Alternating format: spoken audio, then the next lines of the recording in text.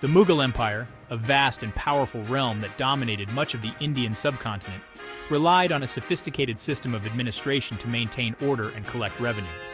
Central to this system was the Jagir, a land grant bestowed upon individuals for their services to the empire.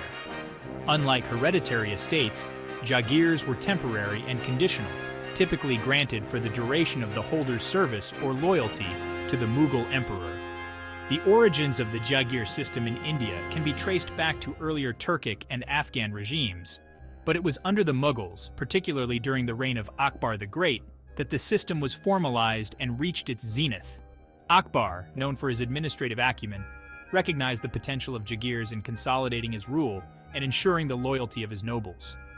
By granting Jagirs instead of hereditary estates, Akbar could maintain a tighter grip on his vast empire and prevent the emergence of powerful regional satraps.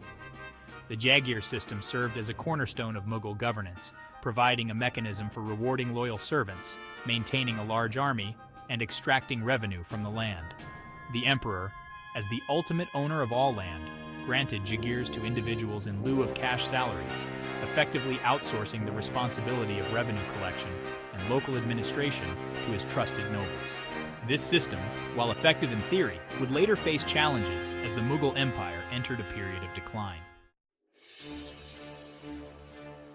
Jagirdars, the holders of Jagirs, occupied a pivotal position within the Mughal administrative hierarchy. They were not merely landlords, but also served as the emperor's representatives in their assigned territories, responsible for maintaining law and order, collecting taxes, and providing military contingents when called upon. Their duties and powers were commensurate with the size and revenue of their Jagirs, creating a hierarchical structure within the nobility. The primary responsibility of a Jagirdar was to collect revenue from the land under his jurisdiction. This revenue, known as mal, was assessed based on the productivity of the land and collected in kind or cash. A portion of the collected revenue was retained by the Jagirdar for his expenses and to maintain a contingent of troops, while the remainder was remitted to the imperial treasury. Jagirdars were also responsible for maintaining law and order within their Jagirs, dispensing justice, and protecting the peasantry from bandits and external threats.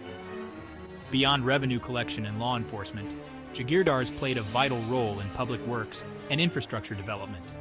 They were expected to construct and maintain irrigation canals, roads, and bridges, thereby promoting agricultural productivity and facilitating trade within their territories. The efficiency and dedication of Jagirdars varied significantly, with some proving to be just and benevolent administrators, while others resorted to extortion and exploitation to maximize their personal gains. The Jagir system, despite its inherent complexities, formed the backbone of Mughal administration for centuries. It provided a pragmatic solution to the challenges of governing a vast and diverse empire with limited resources. By delegating administrative and revenue collection responsibilities to Jagirdars, the Mughal emperors could maintain a relatively small central government and focus on matters of strategic importance. The success of the Jagir system in the early Mughal period can be attributed to several factors. Firstly, the emperors, particularly Akbar, implemented mechanisms to prevent Jagirdars from becoming too entrenched in their territories. Jagirdars were frequently transferred, preventing them from establishing hereditary power bases. Secondly, the Mughal army, renowned for its discipline and effectiveness, served as a potent deterrent against potential rebellions by ambitious Jagirdars. The Jagir system also fostered a sense of loyalty and obligation between the emperor and his nobles. Jagirdars, recognizing their dependence on the emperor's favor, were generally inclined to serve him faithfully.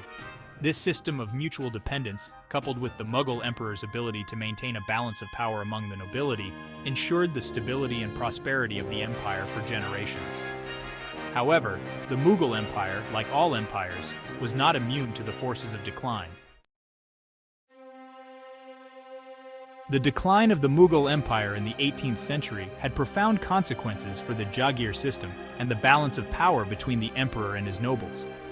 As Mughal power waned, Jagirdars, particularly those controlling large and wealthy territories, began to assert their autonomy. They became increasingly reluctant to remit revenue to the imperial treasury, preferring to consolidate their own power bases and expand their personal armies.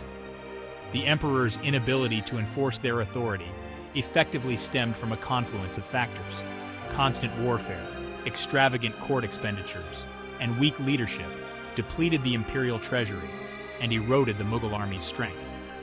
As the central government weakened, Jagirdars exploited the power vacuum to further their own interests. They formed alliances with each other, often defying the emperor's authority and engaging in internecine conflicts that further destabilized the empire. The rise of regional powers, such as the Marathas and the Sikhs, also contributed to the fragmentation of Mughal authority. These powers challenged Mughal dominance, encroaching upon imperial territories and further weakening the central government's grip on its vassals. The Jagir system, once a pillar of Mughal administration, became a catalyst for its decline. Jagirdars, transformed from loyal servants to ambitious regional players, hastened the empire's disintegration, paving the way for new powers to emerge from the ruins of Mughal rule.